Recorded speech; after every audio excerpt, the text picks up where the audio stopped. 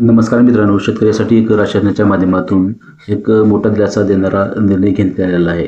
2 लाखापर्यंतच्या पीक कर्जासंदर्भात हा निर्णय घेण्यात आलेला आहे. यामुळे आता 1 जानेवारी 2026 पासून जे 2 लाख रुपयेपर्यंतचे जे मुद्रांक शुल्क आहे ते आता माफ करण्यात आलेले आहे. या संदर्भातच एक शासनातर्फे राजपत्र जारी करण्यात आलेले आहे. याचीच आपण माहिती सविस्तर व्हिडिओच्या माध्यमातून पाहणार आहोत. तत्पूर्वी जर चॅनलवर नवीन असेल तर चॅनलला जरूर सबस्क्राईब करा आणि बेल नोटिफिकेशन ऑन करा. अशीच माहिती पूर्ण व्हिडिओ तुम्हाला मिळत जातील. चला तर व्हिडिओला सुरुवात करूया.